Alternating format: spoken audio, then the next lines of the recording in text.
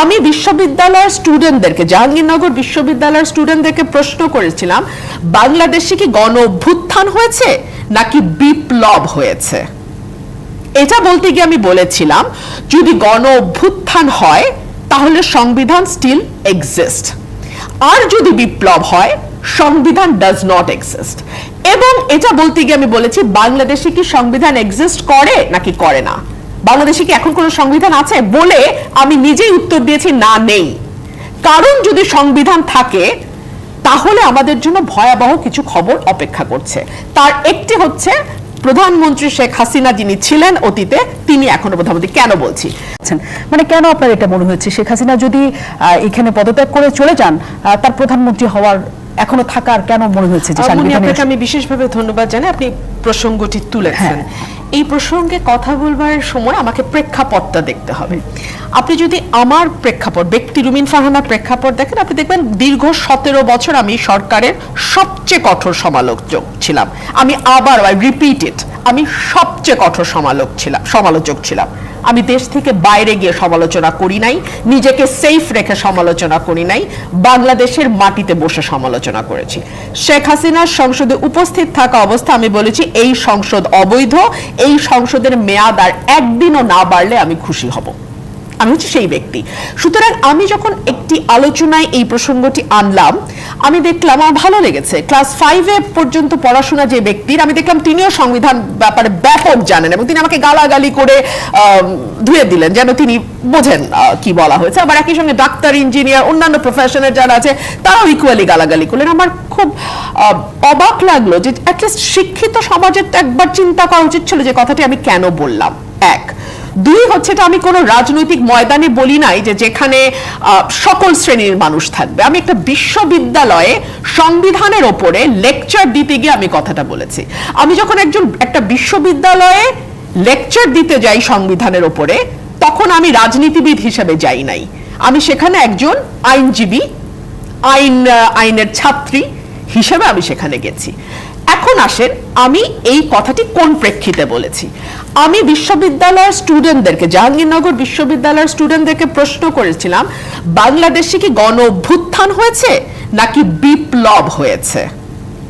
এটা বলতে গিয়ে আমি বলেছিলাম, যদি গণ অভ্যুত্থান হয় তাহলে সংবিধান স্টিল এক্সিস্ট, আর যদি বিপ্লব হয় সংবিধান ডাজ নট এক্সিস্ট।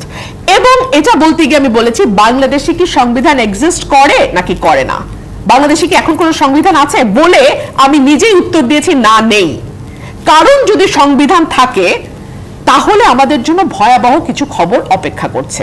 তার একটি হচ্ছে, প্রধানমন্ত্রী শেখ হাসিনা যিনি ছিলেন অতীতে, তিনি এখনো প্রধানমন্ত্রী। কেন বলছি, সংবিধান অনুযায়ী যদি সংবিধান এক্সিস্ট করে, মুন্নি 57 অনুচ্ছেদ, যে অনুচ্ছেদ বলছে প্রধানমন্ত্রী পদের মেয়াদ 57-1 বলছে, আমাকে একটু সময় দিতে হবে কারণ এটা নিয়ে এত আলোচনা হচ্ছে।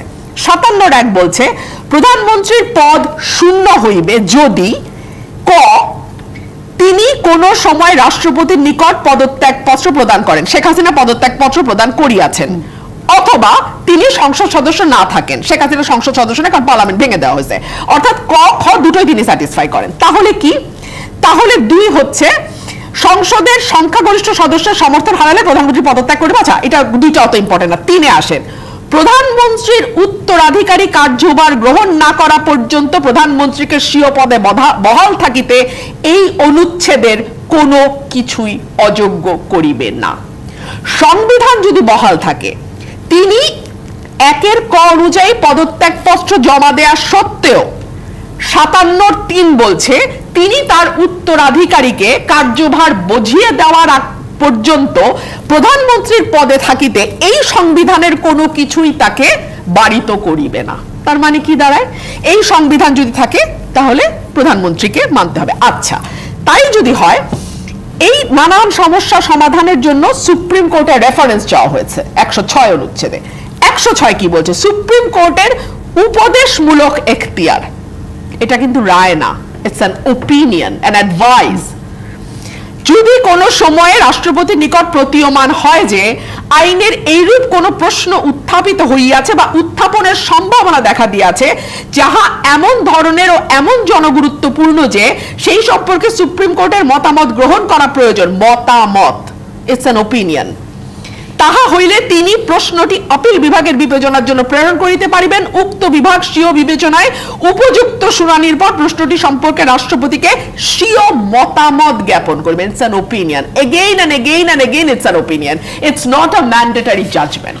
Number one. নাম্বার টু, তাহলে আমি বলেছিলাম এই সংবিধান কি এক্সিস্ট করে কিনা, আমি নিজেই বলেছিলাম না, এটা এক্সিস্ট করে না, এটা বিপ্লব। আজকে আমার ভাই শামীম হায়দার পাটোয়ারি একই কথা বলে, এটা বিপ্লব।